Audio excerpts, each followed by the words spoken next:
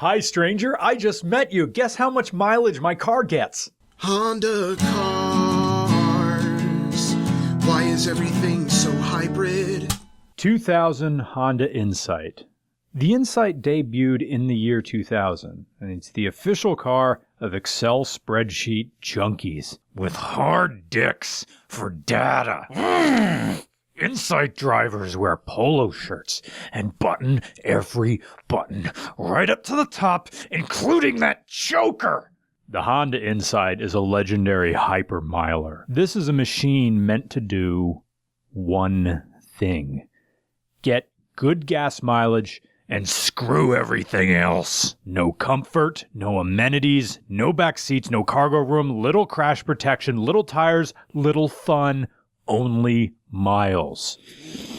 Only miles. I make cataloging miles per gallon. Look at my graphs. I make graphs. I get upset about winter gasoline mixes. I am going to get the best overall mileage. The higher the mileage, the higher the status among Insight owners. I'm going to be the most powerful member of InsightCentral.net.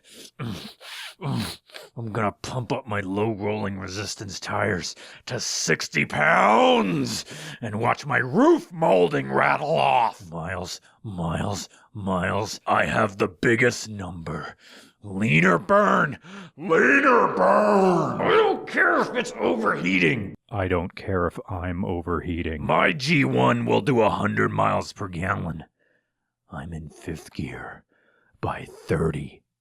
You ever play Mickey's Speedway USA for Nintendo 64? Of course you didn't. Odds are you'd never know it existed unless someone you knew owned a copy, or if your mother bought it for you for your birthday on the recommendation of a department store employee who has no loving idea what teenagers like. The Honda Insight is the Mickey Speedway USA of cars. The short history of the Insight is that Honda was looking to offer a subcompact 3-door hatchback option drawn from the Honda JVX concept. It wasn't intended to be a hit in its own right, but rather a market test to see if hybrids were commercially viable. I mean, how could it turn a profit? It was expensive as hell to produce at the time, considering the all-aluminum body and frame. This was a car manufactured with the understanding that it probably won't make a whole lot of money for Honda. So when it was first introduced at the Tokyo Motor Show in 1997, Honda pushed the car not as some engineering marvel of lightweight aerodynamics, but as a car that worships at the altar of good mileage. It was a smart approach for Honda, even if it didn't make them that much money, because it offered them an opportunity to show the hybrid detractors that there was value in driving something that didn't idealize the internal combustion engine.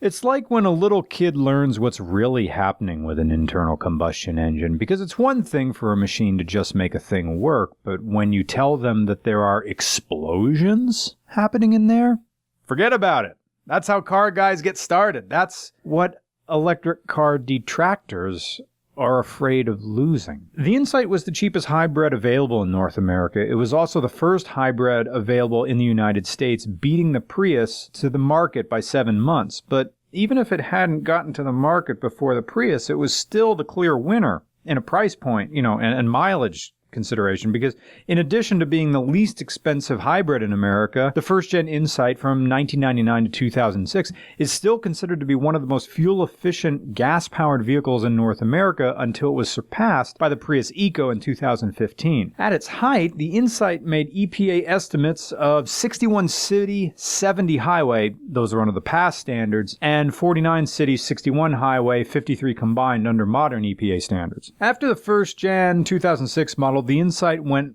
on a 3-year break, like a military marriage getting screwed by a stop-loss order. The second generation model lasted from 2009 to 2014, with the 2015 model serving as the last Insight.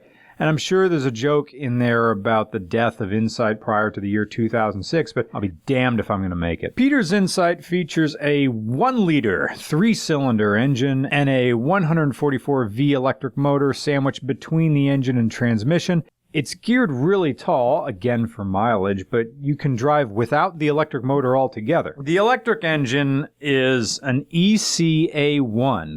That's a single-cam 3-cylinder with variable valves displacing 995 cc's. It's a second cousin twice removed of the E07A 3-cylinder, which was a 656cc 3-cylinder that also made in around 60 horsepower. Now, that one was found in your precious Honda Beat. But is the motor in the Honda Beat and the motor in the Insight the same?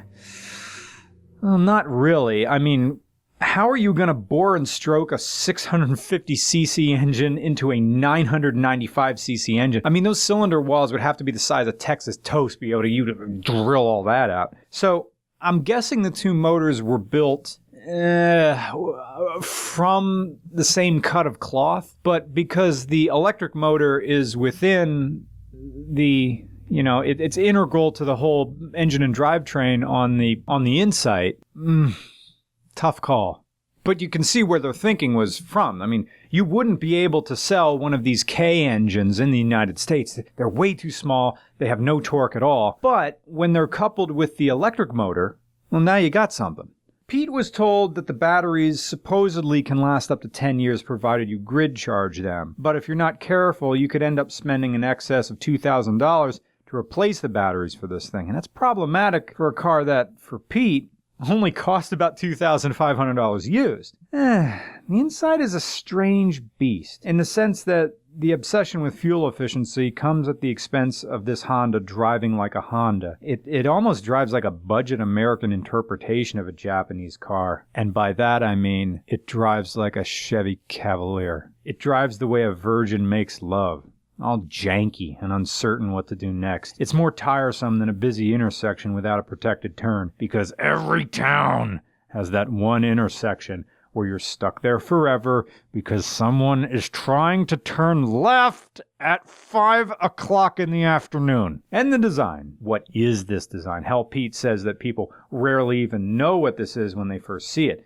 He compares it to a futuristic CRX, and I can kind of get where he's coming from. This is the past's idea of what the future would look like. I know I've used that term to describe other cars from the late 80s to 90s, and any sort of futurist look. It's the Philip K. Dick beater with a weak synchros and a grinding downshift. And now I got to talk about this gearbox, because it doesn't feel like a Honda. I went on and on about Hondas, the old EF hatch, the old EH2 hatch. All the Honda transmissions are great, except for this. This is dumb. Wow, this feels like a beat-up Subaru gearbox. That's the thing, right? Because the Honda Insight was supposed to be people look at it now, it's like, oh, it's the enthusiast hybrid. It's a hybrid with a manual transmission. Yes, and the manual transmission sucks.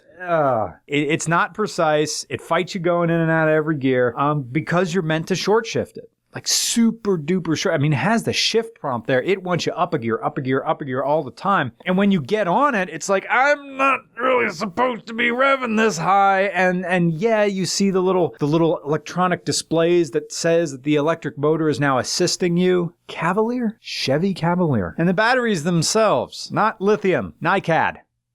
Do you remember NiCad? Oh, I remember NiCad. Nickel cadmium. These are the same batteries that came from Radio Shack in the late 80s that you put in your remote control car and it lasted 10 minutes. Nickel cadmium is not a very good rechargeable battery, but it's what they used for a long time. Nickel cadmium batteries don't last like lithiums. They're not as efficient as lithiums, but they were known technology, so I guess that's why Honda used them. Man, I remember I had an Iowa portable CD player and I had nickel cadmium batteries. I would get 2 CDs out of those batteries. 2 CDs out of those AA's and then they'd be dead. But say you can drive it smoothly, because you can. Is it still fun in the twisties? Nope. Look, there's something to be said for staggered wheel setup. It works on the Vagabond Falcon. That has a staggered wheel setup in that the rear wheels are closer together than the front wheels. And that can work. I mean, look at a Morgan three-wheeler.